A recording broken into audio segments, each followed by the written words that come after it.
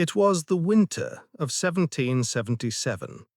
The Delaware River lay beneath a skin of ice, gray and still. Across its banks, an army moved in silence, thin, hollow-eyed men wrapped in tattered coats, their breath drifting like smoke. They had crossed this river before, but this time it was not for glory. It was for survival. Few remember that in the Revolutionary War, soldiers often fought with nothing to eat. They were promised a pound of bread and a pound of meat each day, yet most mornings began with nothing but the ache of hunger. Their pockets held no salt, no sugar, no comfort, only the grit of flour dust and the weight of exhaustion. Still, they called their meager meals a feast, a poor soldier's feast. When the wagons failed to arrive, the men gathered scraps, a handful of salted pork, a chunk of bone, a biscuit baked so hard it had to be broken with the butt of a musket. They kindled small fires along the road, and when the rain came and drowned the flames, some simply ate their meat raw. To eat was to endure, to march was to stay alive, and to cross the Delaware, hungry and half-frozen, was to prove that the spirit of a starving man could still carry a nation. Joseph Plum Martin was one of them. 19 years old, a common soldier in a war of ideals. He left behind no fortune, no fame, only a journal written in plain, patient words. While the world remembered Washington's victories, Joseph remembered the smell of wet gunpowder and the sound of his stomach echoing in the night.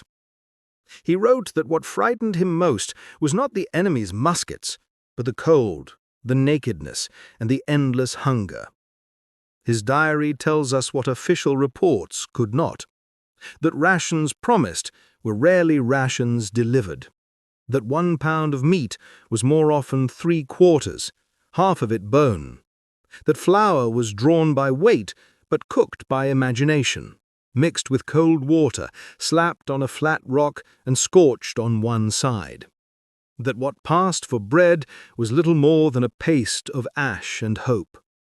At night, their campfires lined the road like dying stars. The men broiled what little they had on sticks, staring into the fire as if it might answer them. When the rain came, they lay in the mud beside extinguished flames and waited for morning. Their strength was not measured in muskets or ranks. It was measured in how long a man could go without food and still rise when ordered to march. For Joseph, the war became a test of endurance more than courage. He marched until his legs refused to move. He wrote of mornings when he could barely lift his feet from the ground, each step a decision to go on. Days stretched without food. 24 hours became 48, then 72. They foraged for whatever the land offered: turnips pulled from frozen soil, carrots half rotten from frost, a handful of potatoes dug with bare fingers. Once, when the army expected to meet the British and the fight never came, Joseph wandered into the woods and found a few walnuts. He cracked them open with a stone, ate them slowly, and wrote that he was happy that day. "I did win." Victory, to him, was no longer measured in battles, but in meals. The cast-iron kettles they once carried became burdens, too heavy for empty hands, too useless without food. One night, exhausted beyond reason, Joseph dropped his kettle in the mud and left it there. His messmates did the same. He wrote, "There was nothing to cook. We needed nothing to cook with." Hunger hollowed them out. It made them mutiny, weep, and kneel. The officers pleaded for obedience, promising that supplies were coming. But no wagons arrived, no bread, no beef. only silence. The enemy was not across the river, it was inside their stomachs. And yet, even in those bleakest days, the world sometimes whispered mercy. One morning, Joseph and a few others were ferrying supplies across a narrow channel. The current was fierce, the air sharp with ice. Their hands were numbed on the oars. Then, without warning, the surface of the river broke, and a massive fish leapt into their small boat. They stared in disbelief. For a moment, no one moved. Then someone laughed, a sound that felt foreign after weeks of silence. The men saw it as a sign, a gift from the river itself. That night they cooked the fish and divided it evenly. Each man took a small bite, and for the first time in weeks they felt full. They called it a feast. The words would stay, the poor soldier's feast, a title half in jest, half in reverence. It was not a banquet, but a reminder that a scrap could still save a soul. Even salt pork, blackened flour, or a fish fallen from the sky could mean the difference between despair and another sunrise.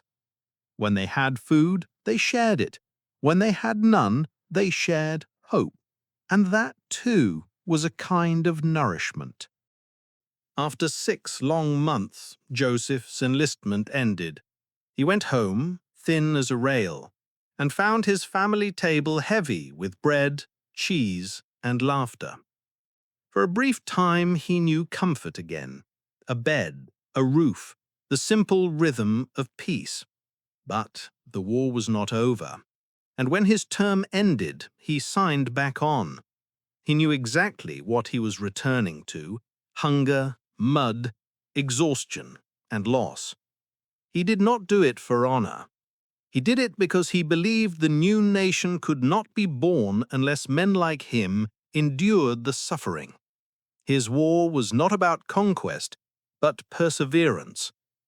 Joseph Plum Martin was not a general, not a hero in marble. He was one of countless men who discovered that liberty was paid for not just in blood, but in hunger.